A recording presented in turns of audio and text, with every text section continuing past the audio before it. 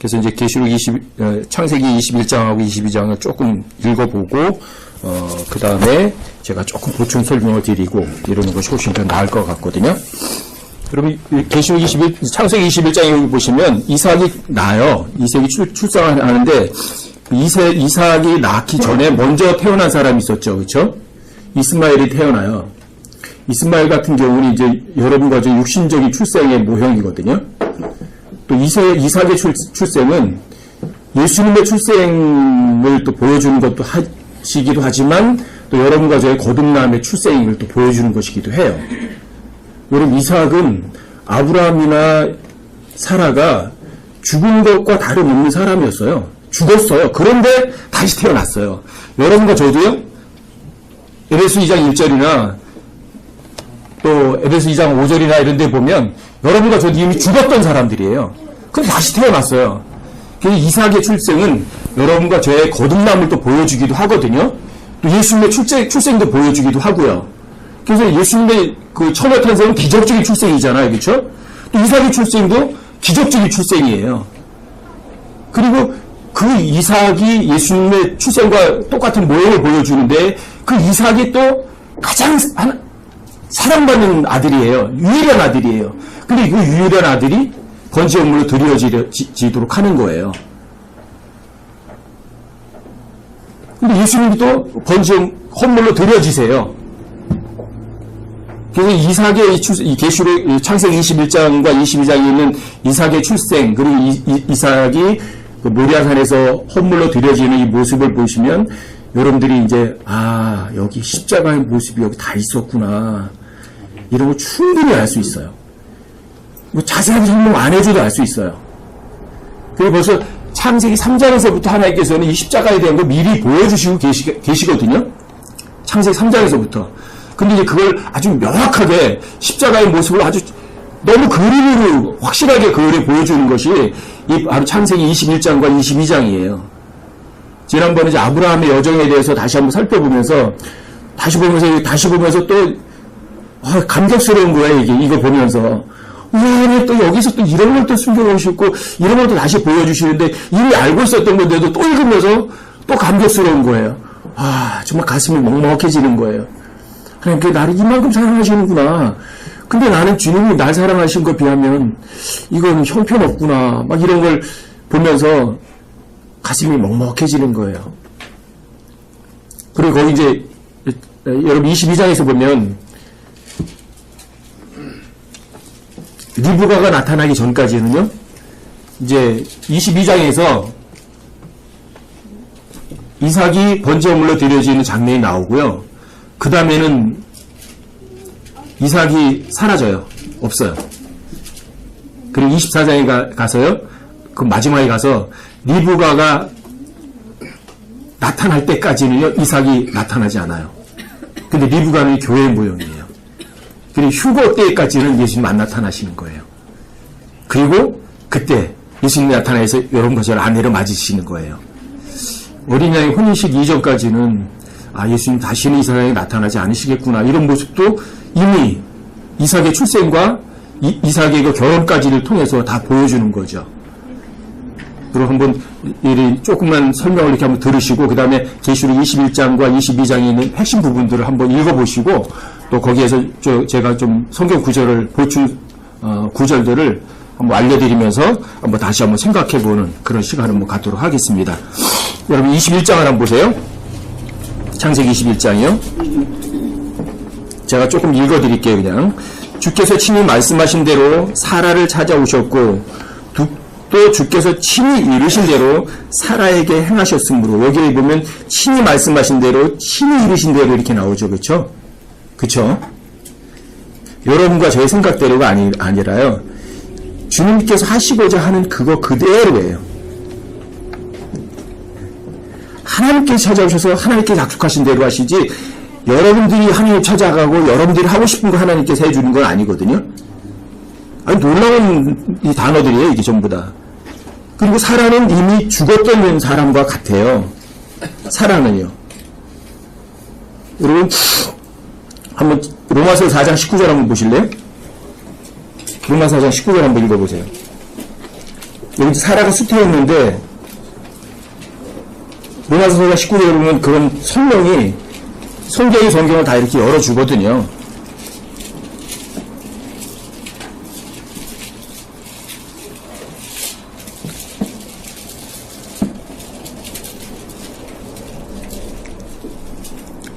그러니까 창세기 21장 2절을 확실하게 보충 설명해 주는 게 로마서 4장 19절이에요.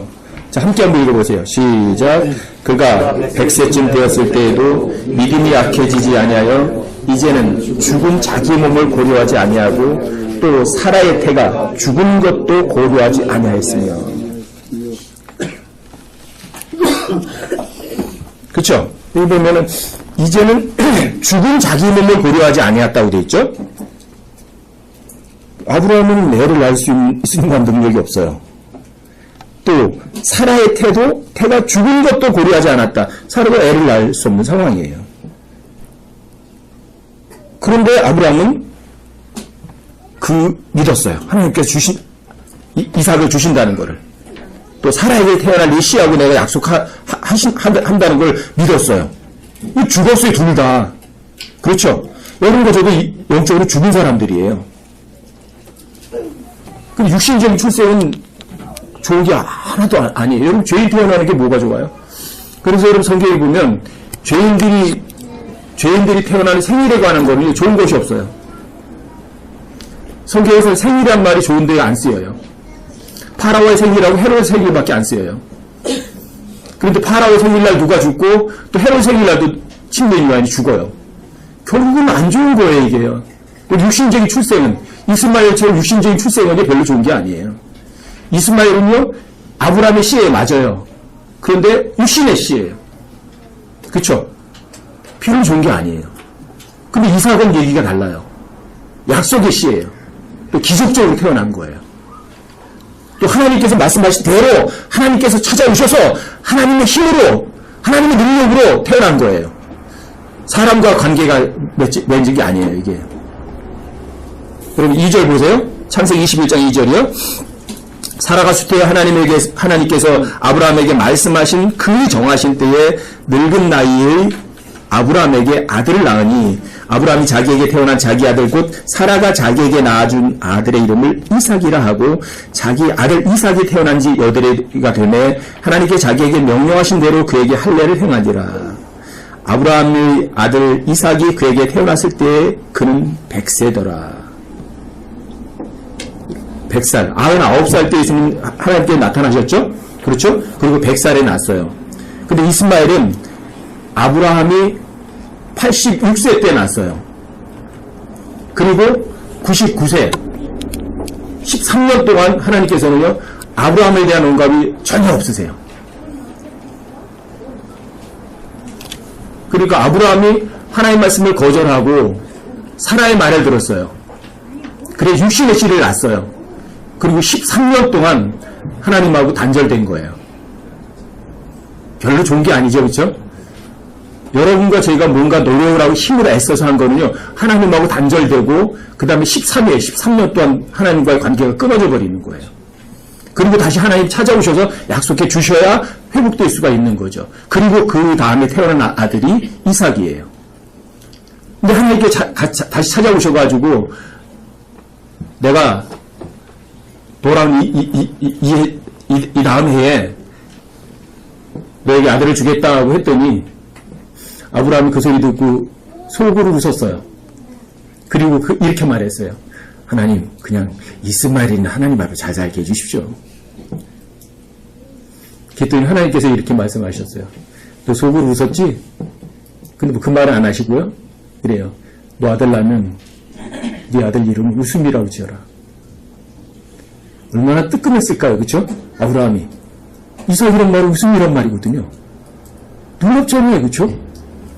그리고 하나님께서 또 찾아오셨어요. 그리고 아브라함하고 다시 한번 그 얘기를 하세요. 근데 장막 속에서 들었던 그 사라도 또 웃어요. 이삭이란 말 자체가 참 대단한 거잖아요. 근데 이 웃음이란 말은 처음에 아브라함이나 사라나 둘 다 웃음이라는 건 이거예요. 하나님을 비웃은 거거든요. 그런데 사라가 이삭을 낳아요. 그리고 이삭이라고 이름 짓고요. 하나님이 웃게 하셨으므로 이렇게 말해요. 웃음은요, 하나님께서 여러분과 저에게 웃게 하셨을 때가 진짜 웃음이에요. 여러분들이 하나님의 말씀을 비웃고 웃는 웃음은요, 진짜 하나님을 비웃는 거예요. 하나님을 멸시하는 거죠. 근데 많은 사람들이 웃음이라는 게 전부 다 하나님을 비웃고 멸시하는 웃음들을 많이 즐기거든요. 이게 아주 굉장히 심각한 걸 여기 이삭이라는 이름에서 보여주는 거거든요. 웃음이라고 해라. 이런 것들요. 하나님 아주 굉장히 쪼크도 아주 멋있는 분이시거든요. 그리고 하나님께서는 여러분과 속 중심을 드러내지도 않았는데 이미 아시는 거예요. 이 이삭이라는 이름에서 여러분과 제가 그걸 또 배울 수도 있는 거거든요. 이게. 그 다음에 보세요. 21장 6절 보세요. 사라가 이르되 하나님께서는 나로 하여금 웃게 하셨으니 그러므로 듣는 모든 자가 나와 함께 웃으리로다. 이게 진짜 웃음이에요. 여러분 하나님 말씀 믿으셨어요? 그래서 하나님께서 여러분들 웃게 하셨어요? 그게 진짜예요. 그게 진짜. 네? 하나님께서 웃게 하실 때가 진짜지. 여러분들 TV 보고 나서 거기에서 웃긴 애들이 막 웃겨가지고 웃는 거는 여러분들 결국은 이거예요. 여러분 하나님을 비웃는 거라고요. 그게. 하나님께서 웃게 하셔야지 진짜 웃음이거든요. 그 다음 7절에 보세요. 또 이르되 사라가 아이들에게 젖을 주겠다고 누가 아브라함에게 말하였으리요. 내가 늙은 나이 아브라함에게 아들을 낳았도다 하니라. 여러분 아브라함이나 아까 여러분 로마서 4장 19절에서 보셨잖아요. 아브라함이 자기 죽은 몸을 고려하지도 않았고 또 사라의 태가 죽은 것도 죽었다고 그랬잖아요. 전혀 그 생각하지도 않는 거예요. 그것도 무관해요. 하나님은요 모든 것을 하실 수 있으시거든요. 약속하신 대로. 그런데 아브라함에게 진짜 아들을 낳은 거예요. 사라가 아들을 낳은 거예요. 그리고 8절에 보시면 이래요. 아이가 자라매 젖을 떼고 이삭이 젖을 떼던 바로 그날에 아브라함이 큰 잔치를 베풀었더라. 이 얘기는 뭐냐면 여러분들이 출생을 하면 그냥 아기로 있으면 안 돼요. 젖을 먹고 자라야 돼요. 여러분 베드로서 2장 2절에도 똑같은 말씀 하잖아요. 그렇죠? 베드로서 2장 2절에서도요. 찾아서 읽어보세요. 베드로서 2장 2절.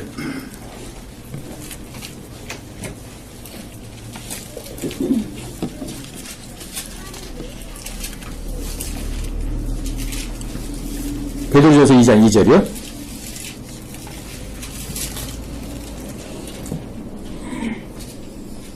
자, 함께 한번 읽어보세요. 시작. 새로 태어난 아기들로서 말씀에 준수한 젖을 사모하라.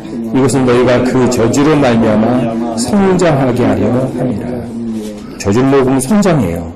여러분 자라야 돼요. 아이가 자라고 젖을 뗐어요. 젖을 뗐어요. 그랬더니 그날에 아브라함이 큰 잔치를 베풀었어요. 결국은요, 젖된 아이들도 별로 많지 않은 거예요. 그리스도인들 중에.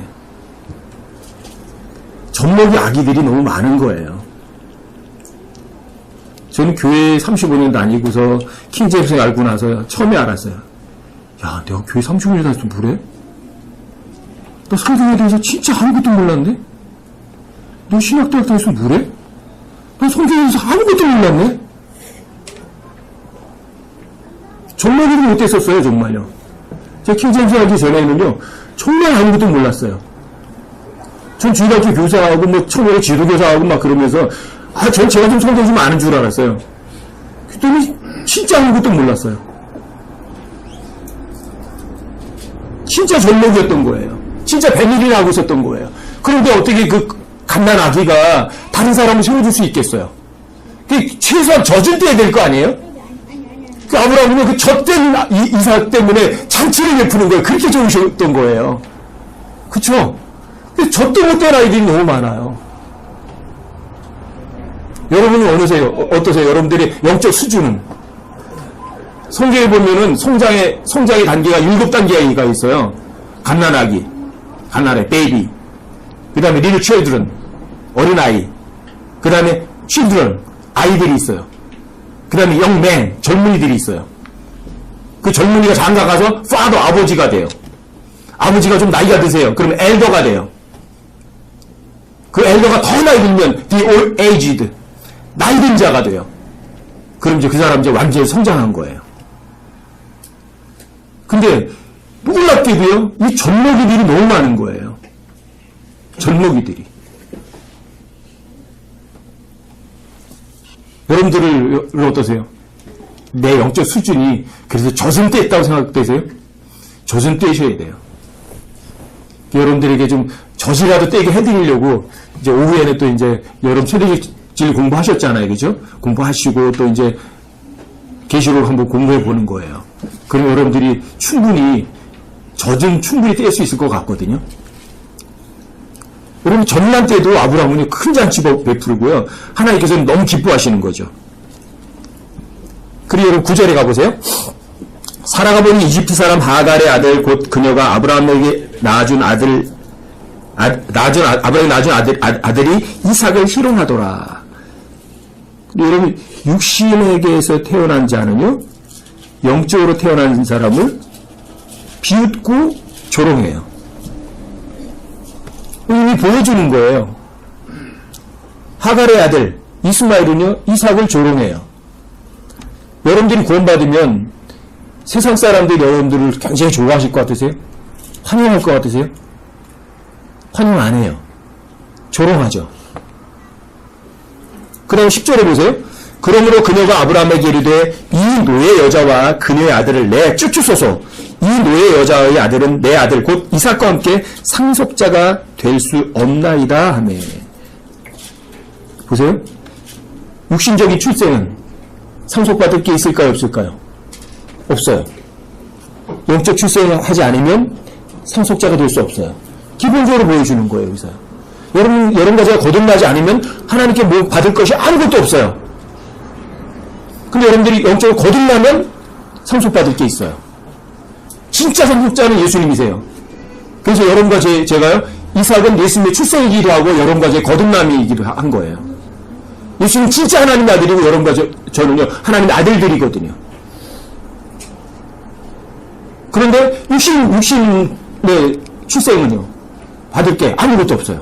상속자가 될 수 없어요. 놀라운 걸 미리 성경에서 창세기 21장에 이미 성경에서 교회 시대에 여러분과 저에게 할 약속들이요, 여기 다 함축이 되어 있는 거예요, 이미요. 놀라워요, 이게요. 여러분 11절에 보시면 이렇게 말해요. 자기 아들로 인하여 이 일이 아브라함의 눈앞에 큰 근심거리가 되니라. 근데 육신의 아들이지만 그 육신의 아들로 인해서 큰 근심거리가 되는 거예요, 하나님께. 육신의 아들 하나님 말씀을 안 믿어요. 조롱하고요. 근데 이 이스마엘처럼 되는 민족이 또 있어요. 그게 또 유대인이에요. 이스라엘 사람들이요. 이스마엘 사람들처럼 돼버리는 거예요. 약속의 자녀가 이 이스마엘처럼 돼버려요. 그래서 광야에서 방황을 해요. 하나님께서 얼마나 큰 근심거리가 되실까. 이스라엘이 이스마엘처럼 또 돼버리는 거예요. 하나님의 큰 근심거리가 되는 거예요. 그래서 예수님께서 예루살렘 보고 우시죠? 이스라엘 민족들 보시고 우시죠? 그쵸? 내가 암탉이 병아리 품으려고 하듯이 얼마나 너희들을 내가 모으려고 그랬니? 그런데도 너희들이 거절하는구나. 우시는 거예요. 큰 근심거리가 되는 거예요. 여러분과 제가 영적으로 태어난 사람인데 만약에 여러분들이 영적인 것을 거절하고 육신적인 것을 추구하면 하나님께 큰 근심거리가 되는 거죠. 그쵸? 그래서 이삭의 출생은 이런 것들을 보여주는 거예요. 하지만 그래도 하나님께서는 그 이스마엘에게도 큰 민족으로 만드시겠다고 약속을 하셔서 큰 민족으로 만들어 두시거든요. 그런데 그 이스마엘은요, 아브라함의 잘못된 선택이었거든요. 그렇죠? 그 잘못된 선택은요, 그 고통이요, 지금까지도 이어지는 거예요. 그렇죠? 이스마엘은 이스라엘의 대대로 적이에요. 옆구리의 가시와 같아요. 이런 거는 뭘 보여주냐면 여러분과 저희가 뭔가 잘못 선택해서 어떤 죄의 씨가 맺혀지게 되면 그거는요, 여러분들 일평생을 괴롭히는 거예요. 일평생을. 여러분, 죄는 가벼운 게 아니에요. 육신의 것을 추구하는 거는요, 절대 여러분과 저에게요, 할 일이 아니에요. 추구할 것이 전혀 아니에요. 그걸 보여주는 거예요, 여러분. 이스마엘과 이스라엘을 한번 생각해 보세요. 아람 민족하고 유대인을 지금 생각해 보세요. 아람 민족들이 이스마엘의 후손이거든요. 여러분 창세기 22장으로 한번 가보세요.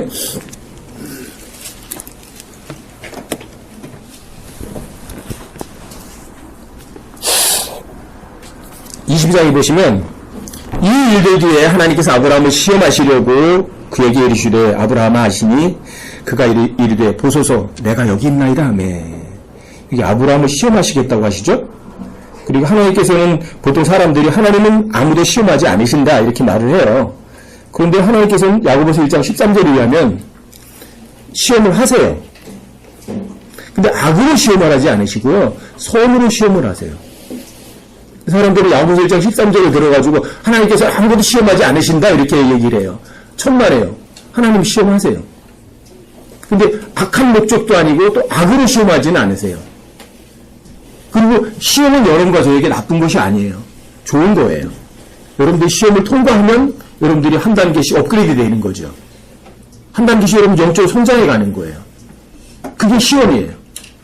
사람들은 무조건 시험을 싫어하거든요. 근데 시험은 피할 것이 아니에요.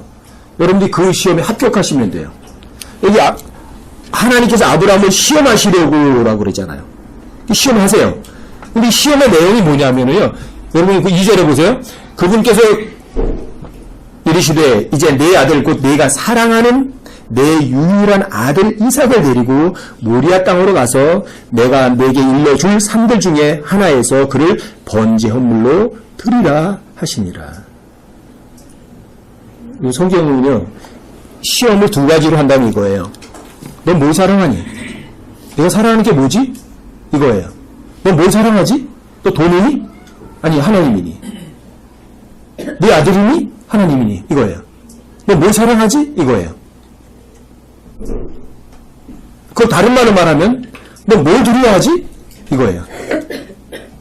너 돈이 두렵니? 아니면 하나님 두렵니? 이게 시험이에요. 간단하게 말하면. 너 뭘 사랑해? 너 진짜 하나님 사랑하니? 아니면 돈을 사랑하니? 아니면 반대로 해요. 너 뭘 두려워하니? 사람을 두려워하니? 아니면 하나님을 두려워하니? 이게 시험이에요. 이게 시험이에요. 그리고 하나님께서는 시험을 내실 때 이래요. 1분만 내지 않으세요. 여기 보면 내 유일한 아들 이삭을 데리고 모리아 땅으로 가서 내가 내게 일러줄 살구 중 하나에서 그를 번제물로 드리라. 이건 사람의 생각으로 할 때는요. 인간의 생각으로 볼 때는 이건 말도 안 되는 시험이에요. 그쵸? 여러분 창세기 8장에서도 보면 노아가 번제물을 드리거든요. 근데 날짐승과 짐승들 중에 정결한 짐승을 번제물로 드렸더라 이렇게 해요. 노아도 번제물을 드려요. 근데 사람을 드리진 않아요. 근데 아브라함에게는요. 그것도 아브라함이 자신의 목숨보다도 더 사랑하는 아들을 번제물로 드리라는 거예요. 이게 하나님의 시험 문제예요. 여러분들이 하나님의 시험 문제를 머리를 이해해서 여러분들이 그걸 실행하시려면 아무것도 할 수 없어요. 왜요? 내 생각하고 하나님 생각하고는요. 하늘과 땅 차이거든요. 제가 여러분들에게 이런 말씀 드리잖아요. 성경은 여러분과 저에게 이해를 요구한다. 이해를 요구하지 않는다. 이해를 요구하지 않아요. 하나님이 좋으신 분이고요. 하나님이 진리이신 분이에요. 하나님 거짓말 안 하세요. 그래서 하나님께서는요. 자기가 말하는 거는 진리야. 그러니까 이해할 필요 없어. 믿어. 이거예요. 이것만 요구하세요. 근데 바로 이 창세기 22장 2절의 이 요구가 바로 그거예요. 여기 보면 내가 너에게 지시할예요. 보여줄 산이에요. 보여주지도 않았어요. 그리고 아브라함에게는 두 가지를 보여주지도 않고요. 가라고 그랬어요. 내가 너에게 지시할 땅으로 가라. 내가 보여줄 산으로 가라. 보여주지도 않았어요. 그런데 아브라함은요. 이 두 가지 시험에서 다 합격했어요. 여러분과 저는 어떠세요? 하나님 보여주시고 하나님께서 명확하게 지시하시면 행동에 옮기겠느냐고요. 아니면 하나님께서 내가 이해할 수 없는 도저히 이거는 내 상식적으로 합당하지도 않은 그런 일을 여러분과 저에게 만약에 요구하신다면 여러분들이 어떻게 하시겠느냐는 거예요. 이게 하나님의 시험 방법이세요.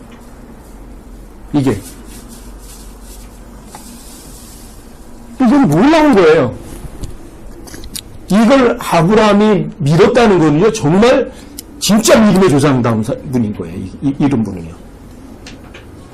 전 그래요. 저를 대입해봐요. 만약에 나한테 이런 말을 만약에 하나님께 요구하셨다면 저는 그 얘기 듣자마자 이랬을 거예요. 마귀야 물러가라. 저 같은 그랬을 것 같아요. 정말 그랬을 것 같아요. 왜요? 이건 말도 안 되죠. 아니 뭐 정결한 짐승이나 정결한 새 같은 걸 드리려면 내가 갖다 이걸 갖다 드리지만 아니 인신제사를 드려라?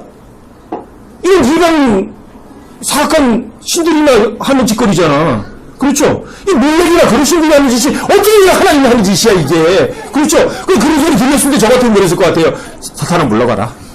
뭐 이런 소리 다 해? 아마 그랬을 것 같아요. 근데 아브라함은 자기에게 말씀하신 분이 하나님이시라고 알았거든요. 근데 그 말씀이 이치에 어긋나는 짓이거든요. 그런데 그걸 믿는 거예요. 그리고 여기 보면 사흘이라는 기간이 주어져요. 여러분 3일 동안 여러분 충분히 생각할 수 있는 기간이 되는 거거든요. 뭔가 결정하기 전에 성경에서는요 3일이라는 단어가 참 자주 나와요. 3일이 이스라엘 백성들이 가나안 땅에 들어가기 전에 요단강에서 3일 동안 대기해요. 아 맞구나. 그리고 결단하고 가요. 근데 이 아브라함에게도 3일의 시간이 주어져요. 여러분들 한번 생각해 보세요. 너 가장 귀중하게 생각하는 거, 네가 가장 좋아하는 거, 그거 갖다 버려. 그리고 3일 동안 생각할 기회가 주어지는 거예요. 그러면 여러분 그 3일 동안 어떻게 할 것 같으세요? 온갖 잡다한 일 다 돼가지고 내가 갖고 싶은 거 합리화하느라고 아주 골머리를 쓸 거예요. 그렇죠? 그리고는 내가 하고 싶은 대로 가는 거야. 왜? 이 성경은 무서운 책이거든요. 여러분들이 하고 싶은 걸 원하는 걸, 육신이 원하는 걸요, 성경 구절로 몽땅 다 합리화할 수 있는 책이에요, 이게. 제가 성경 공부하면서 그걸 너무너무 많이 볼 수 있어요. 제 스스로도요, 제 욕심을 성경 가지고 합리화시킬 수 있는 구절 찾으려면 무궁무진하게 찾을 수 있겠더라고요. 이런 것의 마음의 자세가 내가 원하는 걸 할 거야 하고 마음 먹으면 합리적인 구절이요, 쭉 나와요. 그리고 그 구절 가지고 나를 내가 속여버려요. 놀라운 책이에요, 이게요. 그런데 내가 나를 즐기려는 마음 자세를 안 가지면 내가 하고 싶은 그것이 하나님의 말씀 배치되는 것을요, 또 성경 가지고 쫙 보여주세요. 여러분들의 마음 상태예요. 하나님 뭐라고 말씀하시든 정말 믿겠습니다 하면 다 보여주시는 거예요. 아예 보여주지 않으셨거든, 산도요. 근데 그 산까지도 보여주시는 거예요. 아브라함에게 내가 너의 지시할 땅으로 가는데 아직 지시도 안 하셨거든요.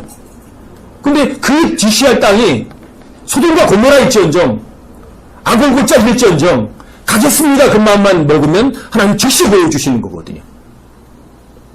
여기 똑같아요. 사흘 동안 아브라함이 얼마나 고민했을까? 얼마나 고민했을까요?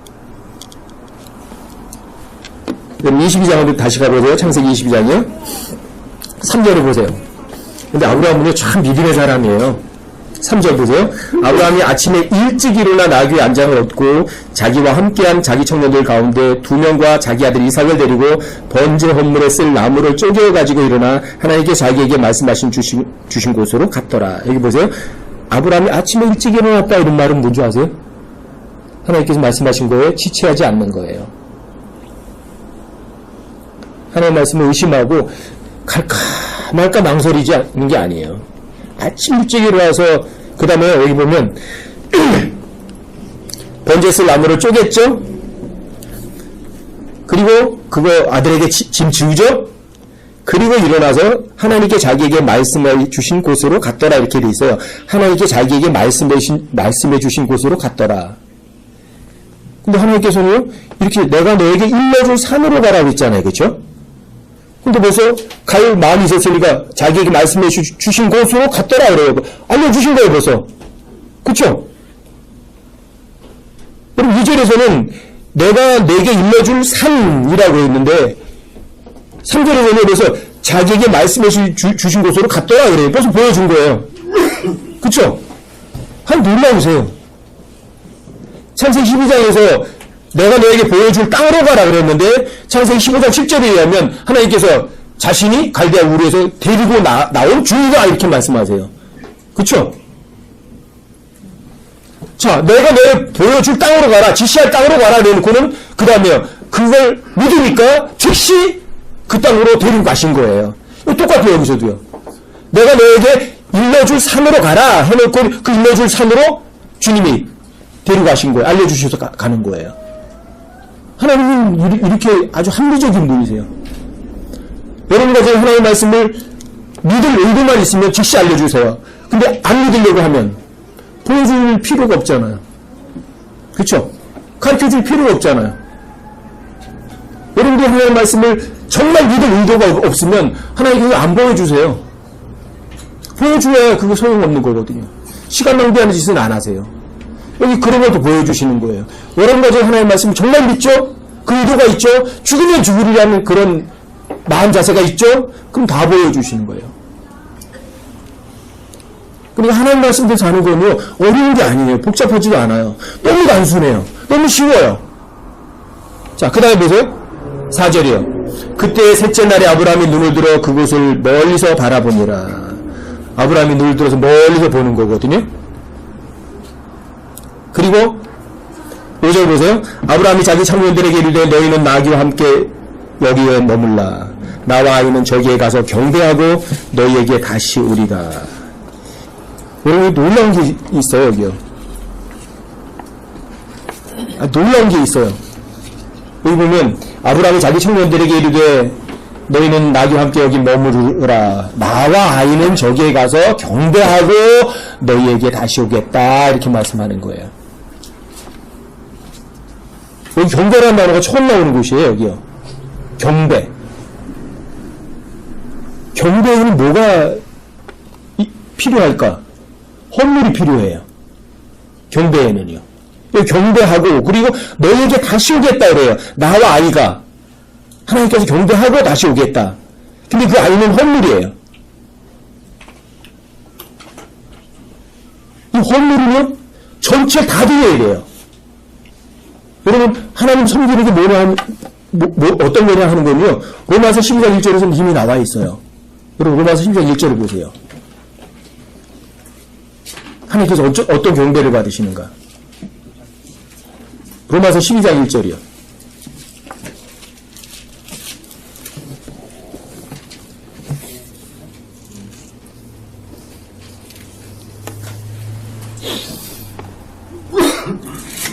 로마서 12장 1절이요.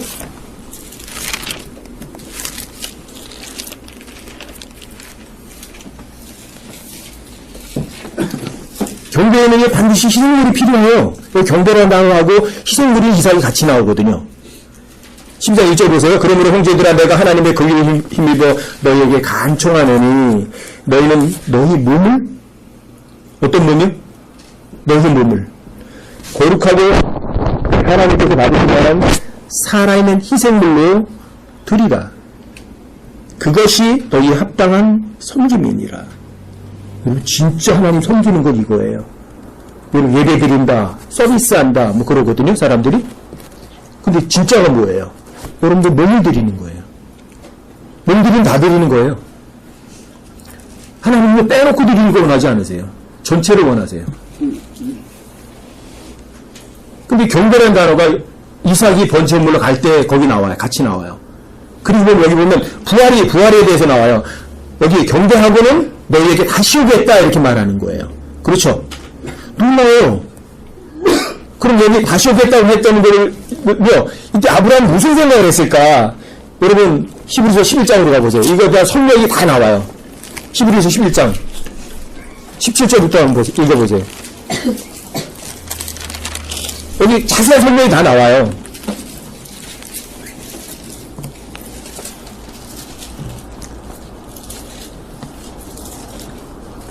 히브리서 11장은 17절부터 19절까지 보세요. 자, 제가 읽어드릴게요. 믿음으로 아브라함은 시험을 받을 때에 이삭을 바쳤으니 곧 약속들을 받은 그가 자기의 독생자를 바쳤느니라. 이 아들에 관하여는 그분께 전에 이르시되 이삭 안에서 메시가 부름을 받으리라 하셨느니라.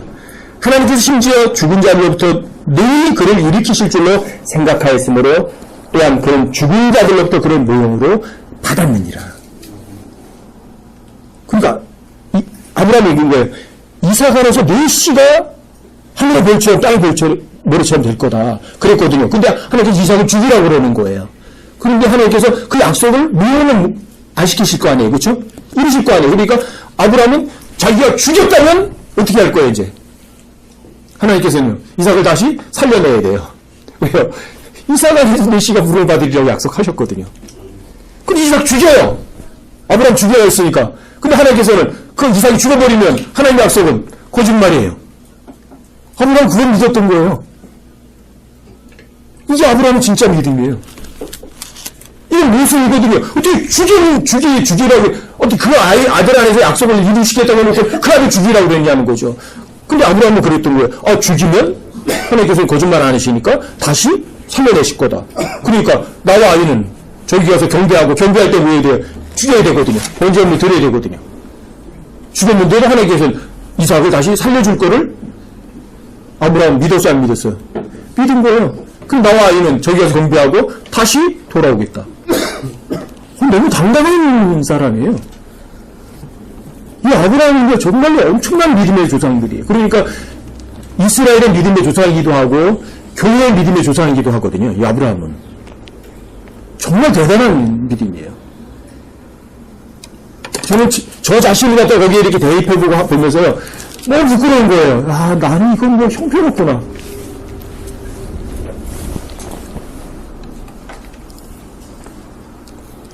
그리고 창세기 22장으로 다시 가보세요. 6절 또 보세요. 아브라함이 번제 건물에 쓸 나무를 취하여 자기 아들 이삭에게 지게 하고 자기는 불과 칼을 손에 들고 그들 두 사람이 함께 가더라. 아브라함은 하나님 아버지의 모형이거든요. 아들 이삭은 예수님의 모형이고요. 그런데 하나님께서는요, 이 예수님에 대해서 미리 진노하셔서 예수님에게 모든 진노를 쏟아부을 거를 하나님은 갖고 계시죠. 이게 불과 칼이 있는 거예요. 그래서 결코 예수님을 여러분과 저를 대신해서 거기다 진노를 쏟아부을 거를 손에 갖고 계셨던 거예요. 아버지는. 하나님 아버지께서 얼마나 가슴 아프셨을까. 아브라함도 똑같았을 거고요.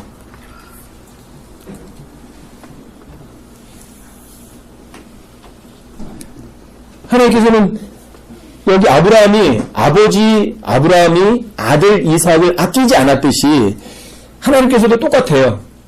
그럼 요한복음 3장 16절 한번 보세요.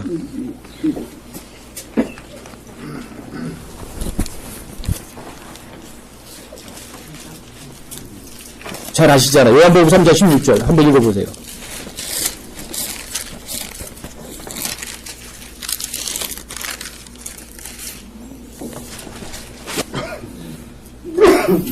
하나님께서 세상을 이처럼 사랑하사 자신의 독생자를 주셨으니 이것은 누구든지 그를 믿는 자는 멸망하지 않고 영존한 생명을 얻게 하려 하십니다. 그래서 아브라함이 이삭을 번제물로 드리려고 했던 것처럼 하나님께서도 자신의 아들을 또 헌물로 드리시는 거예요. 그리고 로마서 8장을 한번 보세요. 로마서 8장으로도 한번 더 보세요.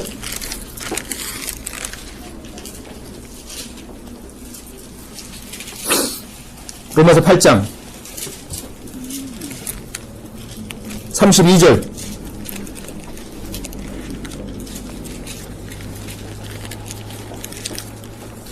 로마서 8장 32절.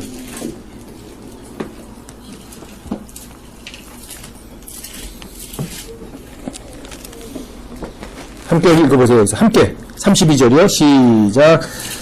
자신의 아들을 아끼지 아니하시고 우리 모두를 위해 그분을 내주신 분께서 어찌 그 아들과 함께 또한 모든 것을 우리에게 값없이 주시 아니하시겠느냐. 이게 아브라함의 심정이고요. 아브라함은 하나님 위해서라면 모든 거 아낌없이 다 내줬어요. 근데 하나님께서도 마찬가지에 자신의 아들을 아끼지 않고 여러분과 저를 위해서 몽땅 다 내주셨어요. 이게 하나님의 사랑이에요. 이게 하나님께서는요, 이 예수 자신의 아들에게 모든 진노를 쏟아붓는 걸요 기뻐하셨던 거예요. 여러분 이사야서 53장 잘 아시잖아요. 한번 거기다 다시 한번 찾아보세요. 이사야서 53장 4절부터 좀 보세요.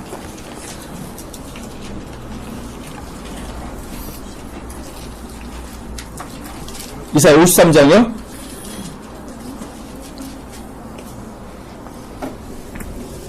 4절부터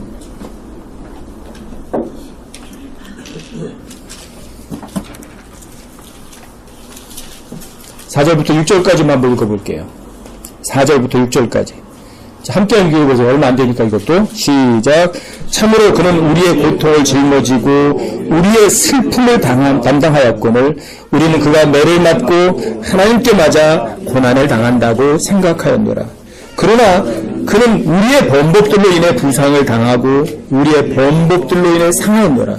그가 징벌을 받음으로 우리가 화평을 누리고 그가 채찍에 맞음으로 우리가 고침을 받았도다.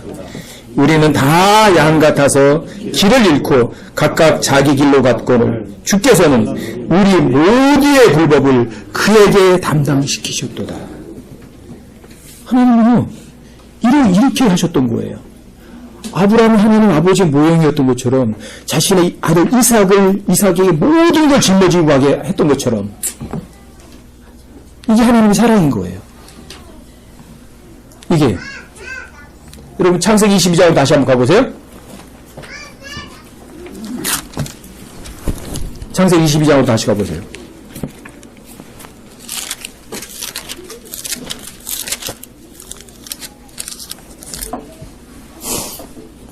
(7절부터) 보세요. 이삭이 자기 아버지 아브라함에게 말하여 이르되 내 아버지여 하니 그가 이르되 내 아들아 내가 여기 있노라 하매 그가 이르되 불과 나무를 보시거니와 번제 헌물에 쓸 어린 양은 어디에 있나이까 하니. 예수님이 이제 십자가에 달려 죽기 전에 그런 말 하시죠. 아버지는 모든 것이 하실 수 있나이다.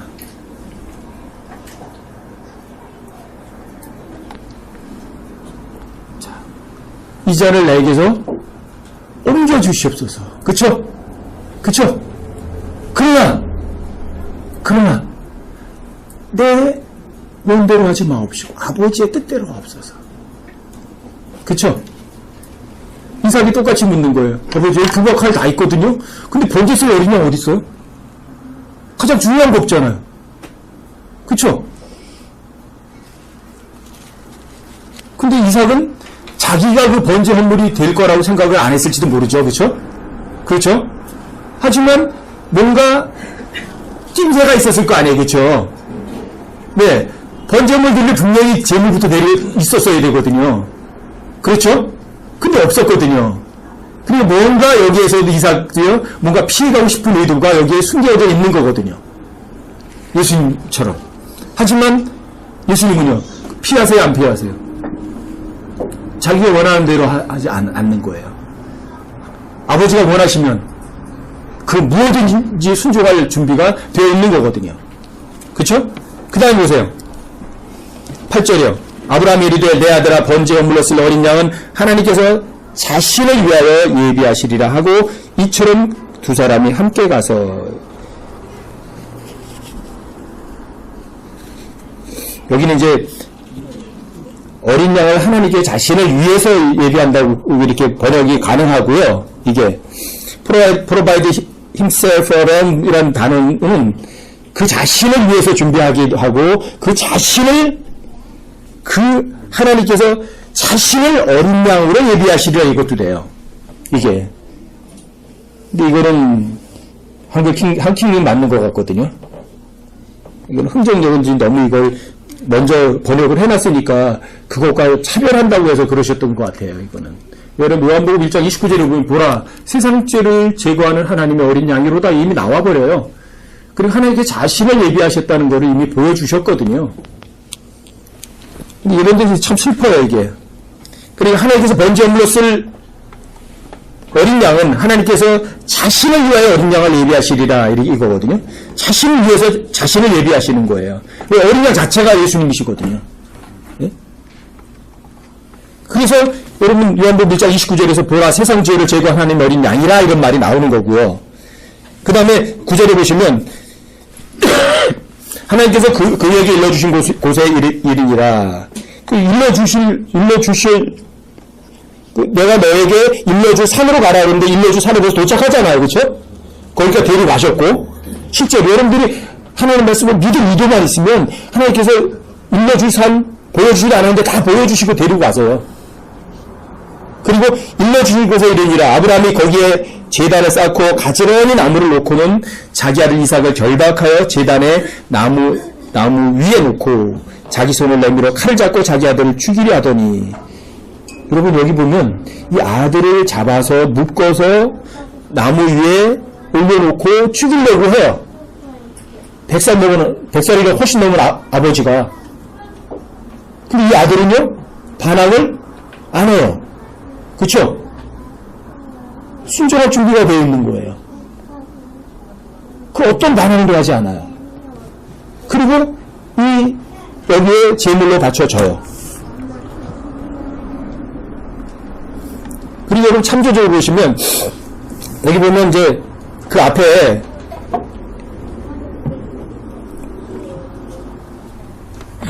그 청년들에게 그렇게 말하죠.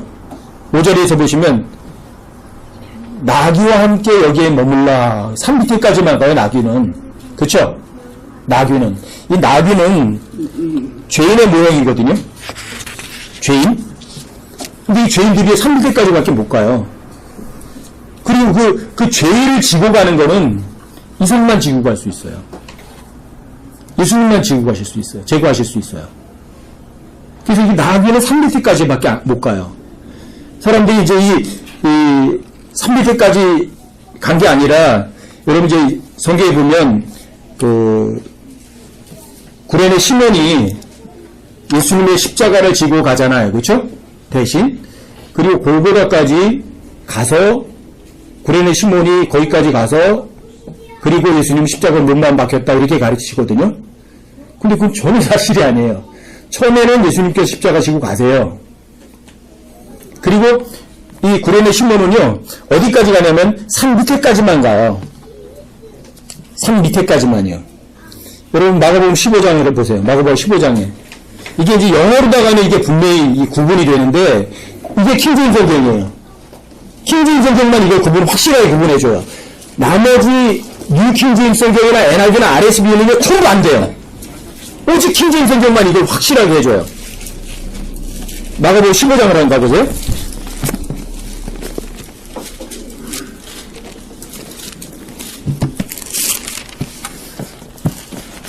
21절 22절을 보세요.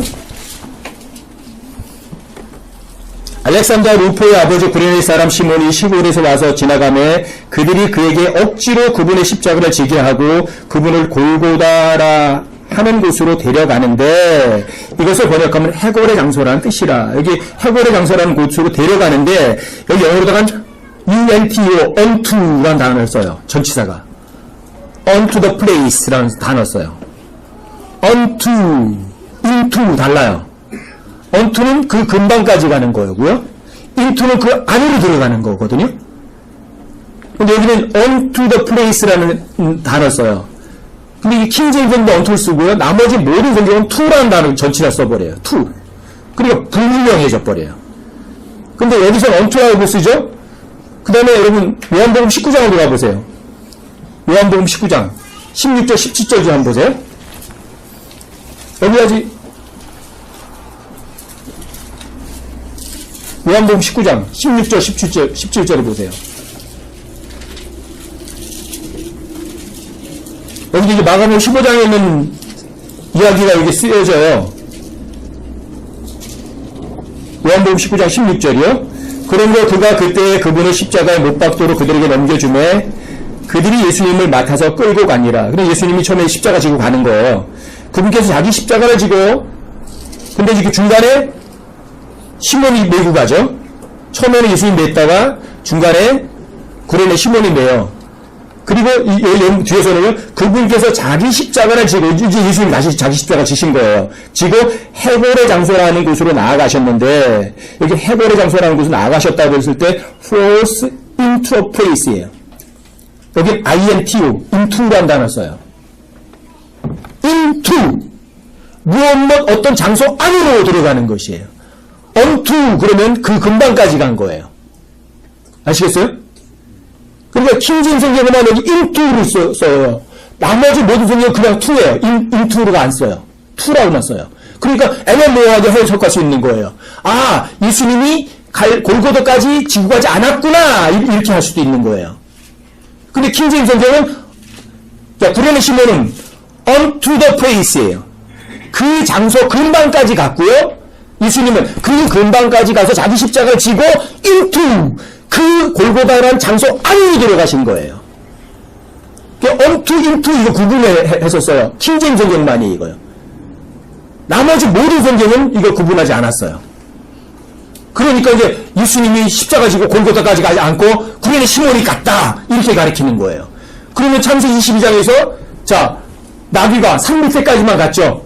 그쵸? 그 다음에 나머지는요, 이삭이 지고 올라갔죠. 나무를 지고 올라갔죠. 그럼 이 모형도 거짓말이 돼버리는 거예요. 모순이 돼버리는 거예요.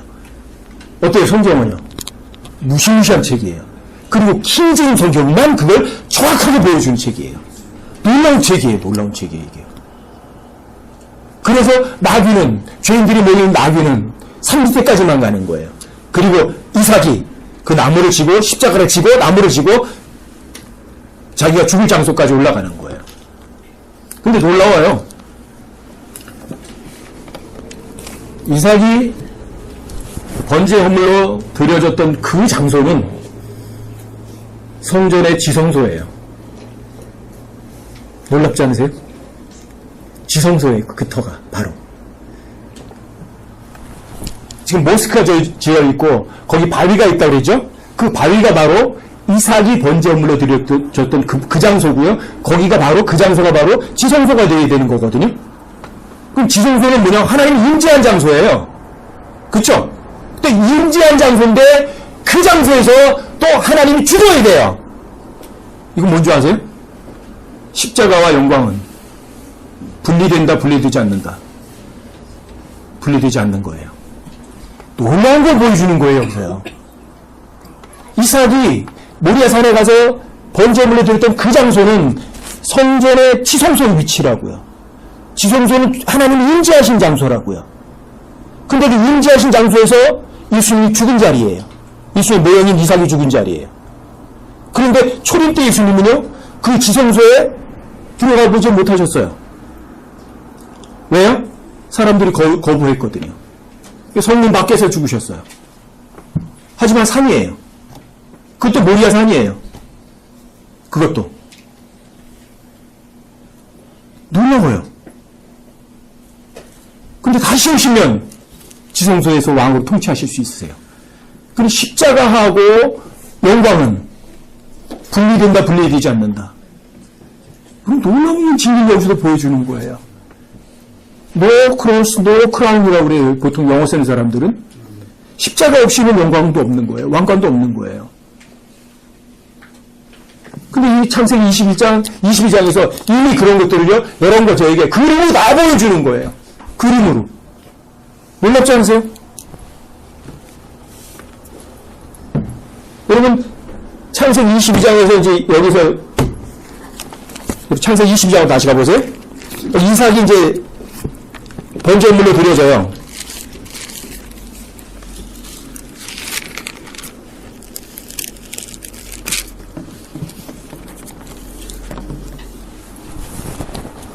여러분 그 10절로 보세요. 22장 10절로. 자기 손을 내밀어 칼을 잡고 자기 아들을 죽이려 하더니 주의 천사가 하늘에서부터 그를 불러 이르시되 아브라함아 아브라함아 하므로 그가 이르되 내가 여기 있나이다 하며 그가 이르되 내 손을 그 아이에게 대지 말라. 너는 아무 일도 그에게 하지 말라. 내가 내 아들 곧 내 유일한 아들을 내게 아끼지 아니하였으므로 내가 하나님을 두려워하는 줄 내가 이제 아노라. 하나님 두려워하는 거 알잖아요. 그렇죠? 내가 뭘 사랑하는지를 알잖아요. 여러분 아까 2절에서는 내 사랑하는 내 유일한 아들 이삭. 뭘 사랑하니? 이거 물으셨던 거예요. 여기는요. 그리고 그 아들을 번제 업무로 드리려는 건 뭘 드리려니? 그걸 한 거예요. 뭘 사랑하니? 뭘 드리려니? 이거 보여주신 거예요. 그래서 보면 내가 하나님을 두려워하는 줄 내가 이제 아노라 그러잖아요. 그 시험 문제가 이거였던 거예요. 너 하나님 두려워하니? 아니면 사람 두려워하니? 너 내 아들 내 목숨 사랑하니? 아니면 하나님 사랑하니? 이거예요.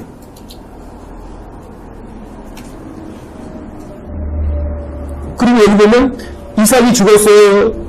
누군가가 순양이 대신 죽었어요. 여기서는 이제 똑같이 이제 여러분과 제가 죽을 자리에 누가 가야 돼요? 이제 순양이 대신 가야 돼요. 여러분 13절에 보시면 아브라함이 눈을 들어 살펴보니 보라 뿔이 덤불에 걸린 순양 한 마리가 자기도 있으므로 아브라함이 가서 그 순양을 가져다가 자기 아들을 대신하여 번제 연물로 드렸더라. 여러분 그 8절에서 보면 하나님께서는 자신을 번제 연물로 예비하실 거거든요. 여기 예비하셨던 거예요. 아들이 아니라 대신 예비하셨어요. 여기에서 그 순양 한 마리예요. 그래서 구유에 누워진 예수님은 여러분과 저에게 대성물이 될 수가 없는 분이세요. 어른이에요, 어른. 그런데 크리스마스라는 걸 해가지고 전부 사람들이 예수님을 뭐냐면 어린 예수, 아기 예수 이걸 자꾸만 부각시키는 거예요. 아니에요. 순양이에요. 장성해야 돼요. 그리고 14절에 보시면 이 말이 있는 거예요. 아브라함이 그곳의 이름을 여호와 이레라 하였으므로 이날까지 사람들이 이르기를 주의 산에서 그것을 보리라. 주의 산에서 그것을 보리라. 주의 산에서 그것을 보리라. 주의 산에서 그것을 보리라. 뭔지 아세요? 예수님 십자가 못 박혀 죽을 걸로 이들이 볼 거다. 그 얘기예요. 주의 산에서 그것을 보리라. 여러분들이 이렇게 그림 그려놓던 거를 진짜로 보게 될 거다는 거예요. 사람들이 여호와 이레 그러니까 이레는 거 하나님께서 예비했다 준비했다 그러거든요. 근데 여러분 이레란 단어가요. 제가 이제 그 히브리어를 찾아보니까 48가지의 의미가 있어요. 이레라는 의미가. 제가 조금 적었거든요. 보다, 숙고하다, 나타나다, 증명되다, 고려하다, 분별하다, 즐기다, 즐기게 하다, 경험하다, 주시하다, 주의를 기울이다, 올려다, 보다, 주목하다, 만나다, 가까이 있다, 인지하다, 준비하다, 제공하다, 예비하다, 주목해서 보다, 존경하다, 예견하다, 제시하다, 보이다, 정탐하다, 노려보다, 생각하다, 조망하다. 이게 다 이레라는 의미예요. 문맥에서 어떤 의미를 취할지는요, 몰라요, 사람들이. 근데 하나님께서 써 있어요. 이레라는 의미를. 주의 산에서 그것을 보리라, 본다, 이러는 거예요. 여러분들이 미리 본 거예요, 여기서 십자가를. 그리고 그 진짜를 여러분들이 보게 될 거라고요. 그래서 여기도 그렇게 써놓으신 거예요. 그리고 이제 여기서 이삭 얘기가 나오죠? 그리고는 이삭이란 단어가요, 사라가 죽을 때도 안 나와요. 23장에 사라가 죽거든요? 근데 24장에서 이삭의 신부를 얘기하러 이제 하란 땅까지 또 보내요. 종을. 그리고 데리고 와요. 그리고 24장 끝에서 이제 그 리브가가 왔을 때야 리브가가 이제 이삭에게 가까이 왔을 때 그때 이삭이 다시 등장을 해요. 그리고 24장 창세기 24장 61절을 가보세요.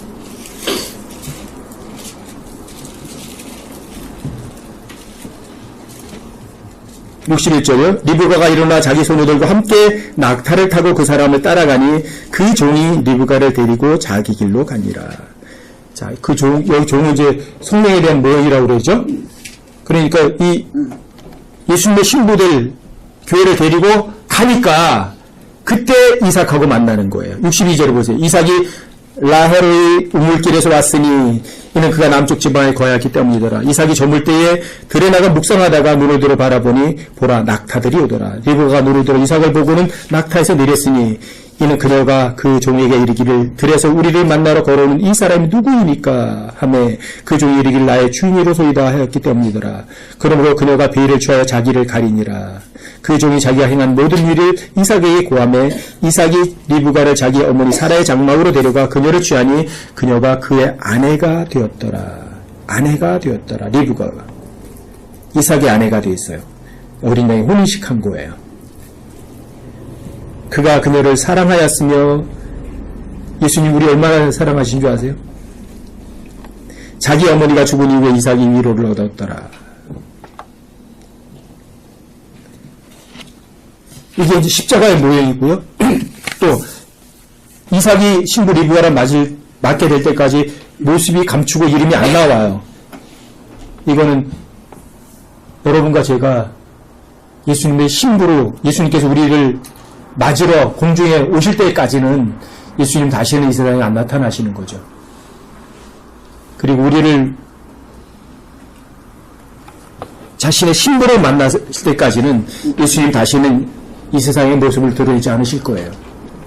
그 모습을 보여주는 거, 휴거까지도 보여주는 거예요.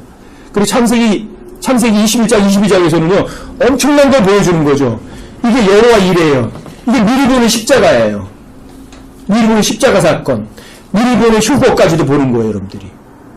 이 성경에서 미리. 그래서 이 성경은, 와, 이거 엄청난 거예요. 왜 이스마엘이 이삭보다 먼저 태어났겠어요? 여러분, 성경에 보면 이런 말 있죠.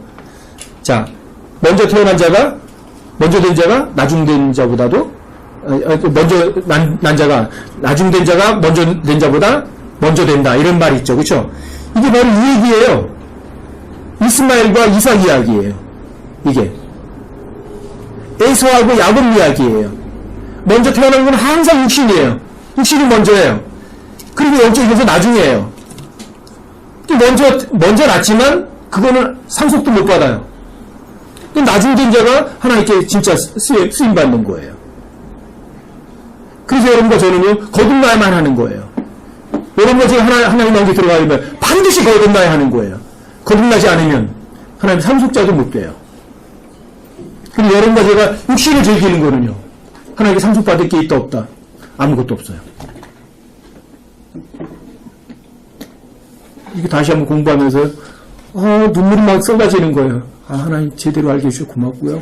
다시는 이 세상 거라든지 제 육신을 위해서 즐기는 그런 삶은 근처도 가지 않게 해주십시오. 주님, 여기에서 또다시 십자가 다시 보여주셔서 다시 감격의 장면을 다시 한번 마음속에 되새겨 주셔서 너무너무 고맙습니다. 여러분들도 다시 한번 여러분들에게 이렇게 나눠드린 거 보면 거기 보면 참조구절들이 많이 있어요. 그 참조구절들을 다 찾아보면 여러분들에게 뭐 이 시간 가지고는 안 돼요. 거기에 여러분 나눠드린 유익물에 있는 참조구절도 한번 다 찾아보시고요. 여러분들 스스로가 한번 묵상을 한번 해보세요. 그러셔서 여러분들이 제가 느낀 그런 감격스러운 것도 여러분들도 스스로가 느껴보셔야 되거든요. 그러면 여러분들에게 가장 유익할 거예요. 아셨죠? 오늘은 여기까지 하십시다. 오후에는 요한계시록 들어갑니다. 가지고 오셨죠?